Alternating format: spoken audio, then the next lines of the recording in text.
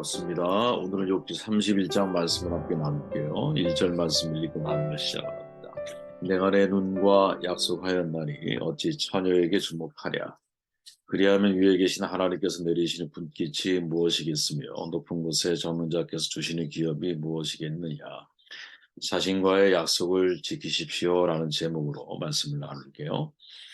전에 말씀드렸듯이 욥기 29장부터 31장은 욥의 마지막 변론이거든요. 29장에서 욥은 과거를 회상하잖아요. 특별히 하나님과 우정의 관계를 회상하고 그렇지 못한 현실을 괴로워하죠. 30장에서는 현재의 불행을 애통해하죠. 우리가 어제 말씀 나눴듯이. 그리고 오늘 31장에서는 욥이 이제 하나님의 만날 준비, 인간은 언젠가 하나님을 만나잖아요. 그죠? 하나님을 만날 준비를 하면서 마지막 최후 변론을 하는 내용을 소개하고 있습니다. 이 최후 변론을 통해서 욥은 자신이 어떻게 살았는지에 대해서 말하는데 이것이 전하는 교훈이 과연 뭘까라는 질문을 던지면서 묵상을 시작해 볼게요. 16절에 가보면 내가 언제 가난한 자의 소원을 막았거나 과부의 눈으로 하여금 실망하게 하였던가. 나만 혼자 내 떡덩이를 먹고 고아에게 그 조각을 먹이지 아니하였던가. 욥은 자신의 치유 변론을 통해서 자신의 지난날의 인생이 사회적인 책임, 노블리스 오블리주죠. 사회적인 책임을 잘 감당하는 삶을 살았다라고 회상을 하고 있죠. 13절에 보면 만일 남종이나 여종이 나와 더불어 질문할 때에 내가 그의 권리를 저버렸다면 고대의 종들은 여러분 인간을 인간으로 여김받지 않았잖아요. 억압하고 혹사하는 일 당연하게 여겼지만 욥은 그들의 권리조차도 저버리지 않았다라고 말을 하는 거거든요. 이거 쉬운 일이 아니에요, 여러분. 그죠? 우리는 그냥 이렇게 문자니까 읽고 있지만 그 시대의 상황들을 생각해 보면 야 이건 야 종의 권리를 저버리지 않아? 이거 쉬운 일이 아니라니까요, 여러분. 15절에 보면 나를 태속에 만드시니가 그도 만들지 아니하셨느냐 우리를 뱃속에 지으시니가 한 분이 아니시냐. 그 이유가 뭐냐? 그 이유를 말하기를 이 종들을 창조하신 분이 한 분 하나님이기 때문이라고 고백을 하고 있다는 거예요. 대단히 놀라운 신앙이죠. 그 당시에 종의 신분을 가지고 있는 사람도 한 명의 인간으로 인간의 권리를 내가 지켜주려고 주인이 인생을 살아? 이거 참 쉬운 일이 아닌 것이죠. 음. 자신과 종을 우리라고 하는 동등 개념으로 받아들이고 있어요. 이거 정말 대단한 믿음이 아닌가 싶어요. 16절에 보면 내가 언제 가난한 자의 소원을 막았거나 과부의 눈으로 하여금 실망하게 하였던가. 욥은 가난한 사람이 도움을 요청하면 거절하지 않았다라는 거예요. 앞길이 막막한 과부를 못 본 채 하지 않았다라는 것이죠. 가난한 사람의 소원, 과부의 눈, 생명을 유지하기 위한 최소한의 생필품을 요청하는 태도이거든요. 다시 말해 사회적인 약자를 무시하는 것, 이것을 어떤 신앙으로 바라보냐 하나님을 외면하는 것이다 라고 욥은 이해하며 인생을 살았다라는 것이죠. 18절에 보면 실상은 내가 젊었을 때부터 고아 기르기를 그의 아비처럼 하였으며 내가 어렸을 때부터 과부를 인도하였노라. 고백 하나하나가 야 정말 사회적으로 이런 책임을 다하는 사람이 있을까 하는 정도의 내용을 소개하고 있죠. 어렸을 때부터라고 말하는 것, 욥의 부모도 가난하고 힘든 사람들을 잘 도왔던 것으로 여겨져요. 그죠? 그러니까 이제 이런 걸 우리가 봐야 돼요. 젊었을 때부터가 원래는 어렸을 때부터라는 의미를 가지고 있거든요. 그럼 생각해 보세요. 어렸을 때 욥이 뭘 잘했겠어? 실은 그의 부모가 욥을 가난한 그의 부모가 사회적인 책임을 잘 감당하는 삶을 살아왔기 때문에 욥 역시 그 바톤을 이어받아서 고아 과부와 같은 연약한 사람들을 섬기는 것을 선천적으로 몸에 배어 있었다라는 것이. 그래서 여러분 부모가 베풀리는 삶을 살아가지 않으면 자식은 되게 인색한 인생을 살아가게 되어 있어요. 좀 어려워도 여러분 우리 부모가 자녀들을 보는 앞에서 남에게 베풀고 또 가난한 일을 외면하지 않고 과부를 돌보고 소리 없이 이제 소리 없이 그런 일들을 잘 이렇게 행동으로 보여줄 때 사실은 우리의 자녀들이 미래가 희망이 있는 미래가 아닐까 하는 생각을 해봐요. 19절 보니까 만일 내가 사람이 의복이 없이 죽어가는 것이나 가난한 자가 덮을 것이 없는 것을 못 본 채 했다면 만일 나의 영털로 그의 몸을 따뜻하게 입혀서 그의 허리가 나를 위하여 복을 빌게 하지 아니하였다면 욥은 음식만이 아니라 의복이 없었던 사람들에게 동일한 은혜를 베풀었다 이렇게 말하죠.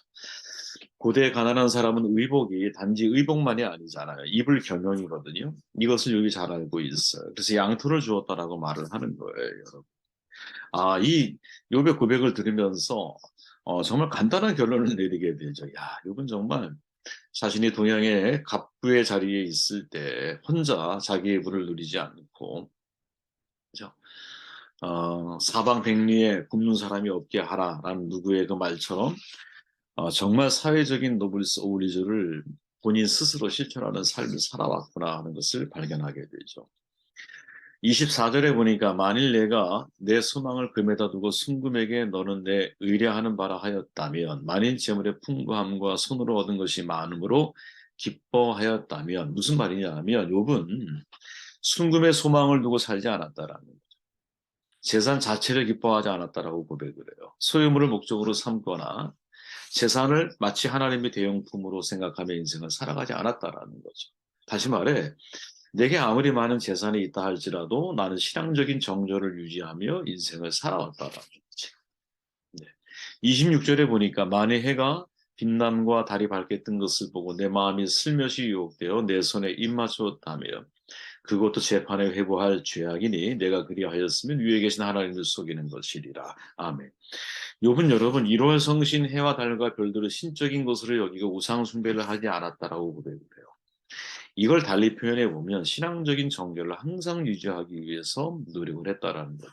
사회적으로는 사회적인 책임을 감당하는 책임 있는 부자, 책임 있는 어떤 리더의 모습을 보여주고 있다면 신앙적으로는 내가 신앙적인 우상 숭배에 빠지지 않고 만문에 빠지지 않고 신앙의 정절을 유지하기 위해서 노력하며 인생을 살아왔다라는 거지. 이 둘은 서로 맞물려 있다라는 거예요.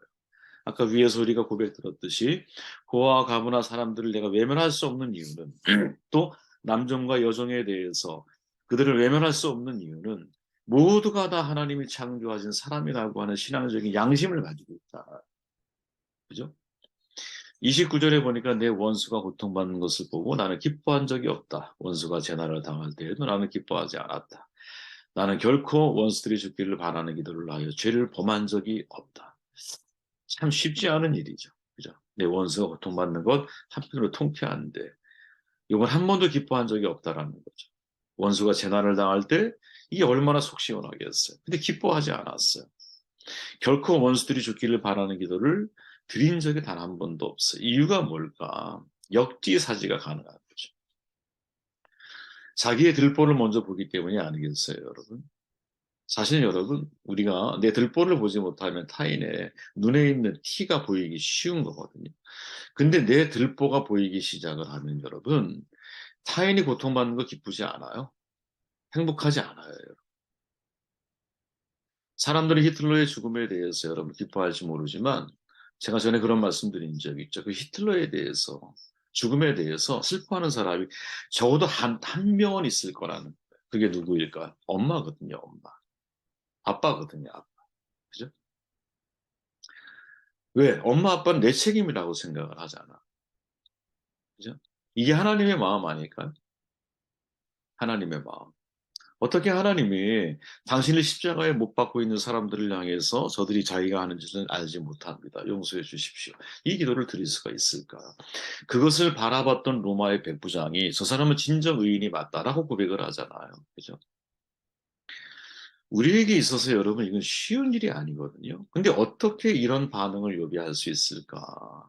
정말 하나님 앞에 내 인생을 살아온 사람이기 때문에 코람데오의 신앙, 신전의식을 가지고 인생을 살아오는 거죠. 신앙의 정결함을 유지하기 위해서 인생을 살아가다 보니까 사회적인 책임도 감당할 수밖에 없는 그러한 삶을 선택하고 있는 것이 바로 욥이었고 욥의 삶이었다라는 것이죠. 참 감동적인 내용이라고 봐요, 묵상할수록. 원수가 죽기를 바라는 기도를 범한 적이 없어. 원수가 고통받는 것을 기뻐해 본 적이 없어. 우리는 안 그렇잖아요, 여러분. 우리는 통쾌함을 느끼잖아요. 악인의 형통에 대해서 여러분, 사실은 그 악인이 망했으면 좋겠잖아요. 사실은 우리의 마음속에. 이런 우리 자신을 보면, 아직도 멀었구나. 아직도 내가 멀었구나. 그런 생각이 들죠. 욥을 보면 더 그런 마음이 들어요. 네. 1절이죠. 다시 말씀을 다시 보면 내가 내 눈과 약속하였나니 어찌 처녀에게 주목하랴. 그리하면 위에 계신 하나님께서 내리시는 분깃이 무엇이겠으며 높은 곳에 점잡혀 주시는 기업이 무엇이겠느냐. 자신과의 약속을 지켜내고 있다라는 거죠. 욥의 고백을 들어보면 저는 이게 이제 오늘의 핵심적인 가치요 말씀이 있는데 내가 내 눈과 약속하였나니 욥은 다른 사람과 약속을 한 것이 아니에요. 자기 자신과 약속을 한 거예요. 자신의 정결함을 지키겠다라는 약속이겠죠. 사회적인 책임을 다할 수밖에 없는 리더로서의 어떤 그 의무감, 누가 의무감을 준 게 아니거든요. 자기 자신이 신앙적인 관점에서 놓고 보았을 때 그들이 우리라고 생각이 되어지는 거지. 남종과 여종도 고아와 가부도. 나의 소유가 내 것만이 아니라는 생각을 하게 된 거죠. 재물이 나를 즐겁게 하기 위한 것이 아니라는 거지. 그러니까 나누는 거죠. 근데 특별히 1절, 2절에서 여기 뭐라고 말하느냐? 처녀에게 주목하지 않겠다라고 말을 하고 있어요. 윤리적인 결단이죠. 가정을 지키겠다라는 결단이겠죠. 그죠? 생각해 보세요. 하루 만에 모든 재산과 자녀, 10명의 자녀를 한꺼번에 잃었어. 자기 자신은 시간이 지나면서 악성 종양이 심각해지고 있어. 근데 욥이 일치하는 것이 하나 있죠. 그게 뭡니까? 자기 아내예요. 여러분 성경에서 욥의 아내는 하나님이 나중에 회복시키실 때 아내를 다시 준 기록이 없어요. 비록 이 아내가 이래도 당신이 신실함을 지키시겠습니까? 차라리 하나님을 저주하고 죽는 것이 낫겠습니다라고 말을 해요. 욥에게. 그리고 더 이상 성경에는 등장하지 않아. 근데 우리가 마지막을 알잖아요. 재산이 2배가 되고 처음과 동일하게 아들 7과 딸 3이 다시 태어나. 그런데 아내가 바뀌었다라는 말은 없거든. 다시 말해서 욥은 여러분 고난 중에도 자기 자신과의 약속을 지키기 위해서 노력했다라는 사실을 우리에게 암시하고 보여주고 있다라는. 여러분 인생을 살면서 저는 힘든 일 가운데 하나가 뭘까? 자기 자신과의 약속을 지키는 거. 자신과의 약속을 어기는 사람은 남과의 약속도 쉽게 저버릴 수 있습니다. 카네기가 한 말이죠. 근데 대부분 사람들은 여러분 내 자신과의 약속을 지키지 못하는 경우가 많거든요. 야, 내가 일찍 일어나야지. 말씀으로 시작을 해야지. 그죠? 운동도 하루에 1시간씩 해야지. 다양한 약속들을 우리는 우리 자신과 해. 근데 그 약속을 지키지 못해. 타인과의 약속은 소중히 여기지만 나와의 약속은 소중히 여기지 못해. 이유가 뭘까요? 지켜지지 않아도 살이 될 게 별로 없기 때문에 그래요. 근데 아십니까, 여러분? 내 자신과의 약속이 지켜지지 않으면 자기 성장이나 성숙이 이루어지지 않아요. 이건 분명한 사실인 것 같아요, 여러분. 제가 제 자신과 얼마나 많은 약속을 해봤겠어요. 제가 군대 제대하고 나서는요. 제 입에 욕이 너무 제가 욕을 너무 많이 하는 거예요. 군대에서 배운 게 욕이라고. 어느 날 제가 욕을 하고 있는데 자신을 발견했어요. 그래서 그 욕을 고치는데 2년이 걸렸어요. 제 스스로 약속을 한 거야. 내 입에 이 욕을 없애야겠다. 목회를 이제 25세 부교육자부터 시작하면서 저는 밤에 익숙하거든요. 밤문화가. 이걸 밤문화에 익숙하다 보니까 새벽 예배를 드리는데 이렇게 살다가 죽을 수도 있겠구나라는 생각이 들더라고요. 잠을 못 자니까. 그래서 야, 내가 이 새벽형 인간이 안 되면 목회하는 목회자가 될 수가 없겠구나. 그래서 그때부터 고민하는 게 어떻게 하면 새벽형 인간이 되어야 할까. 그래서 무조건 한 9시나 10시가 되면 그냥 자는 훈련을 한 거예요. 무조건 자는 거예요. 잠이 안 와도 눕는 거야. 그리고 저녁 약속을 다 없애기 시작했어요. 예전엔 저녁에만 만나잖아요. 예? 예. 그걸 다 없애기 시작을 한 거예요. 아, 너무 힘들더라고요. 그걸 바꾸는데 몇 년이 걸린 것 같다. 예. 그리고 1시고 2시고 3시고 자고 새벽에 눈 뜨면 일어나는 습관을 자꾸 가진 거예요. 왜? 그러지 않으면 안 되니까. 그게 어떻게 보면 저의 성숙과 직결되어져 있다는 것을 나중에 지나서, 시간이 지나서 제가 알게 됐죠. 여러분, 자제력과 절제력이 훈련되지 못한 사람이 잘하는 거 같습니까? 그죠? 자제력과 절제력이 훈련되지 못한 사람 중에 리더가 된 사람이 있을까요? 없죠. 삼손의 불행이 뭡니까? 최고의 은사를 받고 최소치의 인생을 살아가는 거죠. 그의 문제가 뭡니까? 자제와 절제가 안 된다라는 거죠. 그죠? 내 자신에게 명령하지 못하면 여러분, 타인의 명령을 들어야 된다니까요. 왜 자신과의 약속을 지키지 못할까? 참 이거 어려움 쉽지 않아, 그죠? 율리시스의 계약이라는 말 여러분 들어보셨습니까? 그리스 신화에 나오는 이야기인데 우리가 잘 알죠. 사르누스코폴리라고 하는 섬 주변에 세이렌이라고 하는 반은 여자고 반은 요정이야. 너무나 아름다운 노래를 불러. 선원들을 유혹을 해. 바다에 뛰어들어 충동이 일어나요. 선박을 이렇게 난파시키는 거예요. 근데 율리시스는 그걸 미리 대비해요. 어떻게? 선원들에게 나를 도저히 단단히 결박을 해라. 내가 아무리 풀어달라고 애원을 해도 절대 풀지 말아라. 이유가 뭘까요? 나도 유혹을 이길 수 없다는 사실을 알기 때문에. 여러분, 넘어질까 조심해야 돼요. 왜 우리가 여러분, 왜 새벽부터 사실은 이렇게 말씀에 천착하고 인생을 살아야 될까? 이 새벽, 이 천착하는 나를 묶어두는 이 시간이 여러분, 우리의 인생을 하나님 앞에 묶어두게 만들거든요. 어떠한 힘들고 어려운 고난이 내게 찾아온다 할지라도 여러분, 내가 내 스스로를 돛대에 묶어놓는 이 결박을 통해서 사실은 세상의 모든 유혹들을 극복할 수 있는 에너지와 모든 동력을 여기서 얻는 거고, 인간관계 회복의 모든 역사가 여기에서부터 시작되는 거거든요. 그러니까 내가 내 자신을 믿지 못하기 때문에 스스로 나를 통제하려고 하는 지혜, 여러분 이게 정말 중요한 거예요. 이걸 다시 주목해 볼까요? 자, 본인 스스로 말했죠. 아까 뭐라고? 내 눈과 내가 약속했어. 처녀를 주목하랴 주목하지 않겠다라는 거야. 그리고 하는 말이 4절에 가보니까 그가 내 길을 살피지 아니하시느냐, 내 걸음을 다 세지 아니하시느냐. 요분 여러분, 자기 자신과 약속에 충실할 수 있었던 이유가 여기 암시되어져 있는데 하나님이 내 길을 살피고 내 걸음 하나하나를 세시나라는 거지. 그죠? 우리도 마찬가지인 거예요. 내가 나 자신과 한 약속은 누구만이 알아요? 나하고 하나님만이 아시는 거지. 그죠? 그 양심을 살피시는 하나님 앞에 그 하나님을 내가 경외하는 마음을 가지고 인생을 살아가게 될 때, 그죠?